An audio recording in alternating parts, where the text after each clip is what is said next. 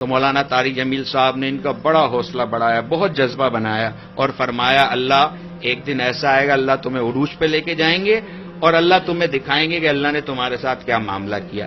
تم کبھی اللہ سے گلہ نہ کرنا کسی بات پر. یہ جو انسان ہے نا یہ کبھی کسی سے خوش نہیں ہوتے، لیکن میرا رب اپنے بندے کی چھوٹی سے چھوٹی ادا پر خوش ہو جاتا ہے. تو آج یہ جو آپ کے سامنے محمد عامر آئے، لاہور سے آئے، خصوصی یہ درسقرآن.com والے جو ہمارے شفیق اجمل بھائی ہیں انہوں نے دعوت دی، اس بنیاد پر یہ یہاں آئیں اور آپ سے اپنی اظہار خیال کریں گے کہ بھائی ان کو کیسا لگا تبلیغ میں جا کر، مولانا سے مل کر، اور ان کی کیا کیفیت بنی. تو یہ محمد عامر بھائی بات کریں. سب سے پہلے تو ماحول کی بات ہوتی ہے اور وچ از ٹرو کہ ماحول بہت ضروری ہے. اس کی مثال ایسے ہے، اب ایک پٹھان کے گھر بیٹا پیدا ہوتا ہے یا بیٹی پیدا ہوتی ہے تو ڈیفینیٹلی یہی ہے کہ پشتو بولے گا، ٹھیک ہے، کیونکہ پٹھان کا بیٹا ہے. لیکن اگر بچپن سے وہ انگلش سنتا رہے تو وہ انگلش ہی بولے گا. کیوں؟ کہ اس نے پشتو نہیں سنی، انگلش سنی ہے. تو ماحول سے ظاہر ہوتا ہے کہ آپ جس طرح کا ماحول دیں گے بچہ اسی طرح اپنے آپ کو ڈیولپ کرے گا اور اپنے آپ کی جو اس کی نیچر ہوگی یا اس کی لینگویج ہوگی یا اس کا چال چلن ہوگا وہ اس ماحول کے تحت ہوگا کیونکہ وہ دیا گیا ہے. اسی طرح جب تبلیغ کی بات آتی ہے تو جب آپ تبلیغ میں جائیں گے نہیں آپ کو پتہ ہی نہیں ہوگا آپ اللہ رسول کی بات کیسے کریں گے.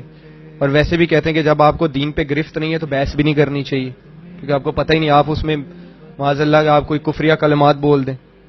تو جب آپ ماحول میں جائیں گے تو آپ کو پتا ہوگا نا، آپ کو مزہ آئے گا کہ یار یہ جو بات کر رہے ہیں اس کا اصل میں مزہ کیا ہے. مزہ تب آئے گا جب آپ ماحول سے اٹیچ ہوں گے، سیکھیں گے.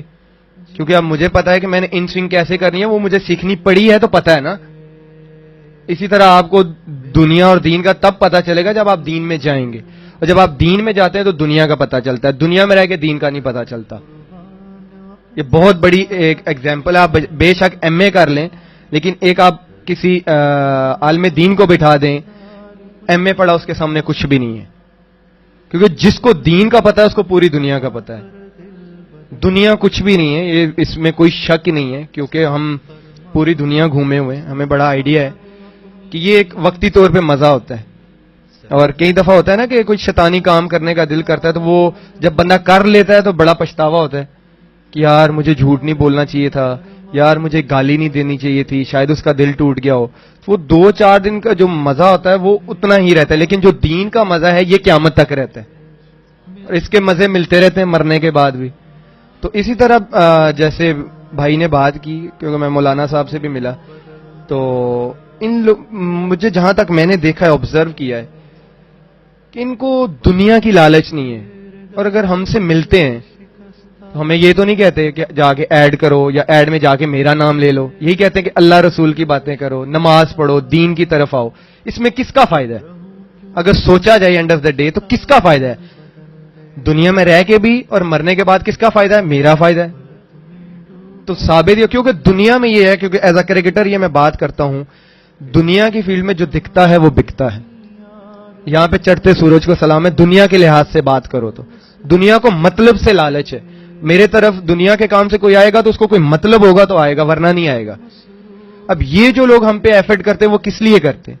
کہ ہمارے دنیا اور آخرت اچھی ہو جائے. تو یہ ہونا بھی چاہیے. اب جیسے عرفان بھائی نے بولا کہ دوستی ہماری ہوئی، اب دیکھ لیں ان لوگوں نے میرے ساتھ پیسے کے لیے تو دوستی نہیں کی. میں جب کھیل رہا تھا تو آئی تھنک کم اٹیچ تھے یہ لوگ. شاید سرما صاحب ہیں، ان میں جب کھیل رہا تھا تب ان سے میری سلام دعا نہیں تھی اتنی. کھیلنے کے بعد وہ زیادہ میرے کلوز ہوئے. تو اس کا مطلب ان لوگوں کو دنیا سے کوئی لالچ نہیں ہے.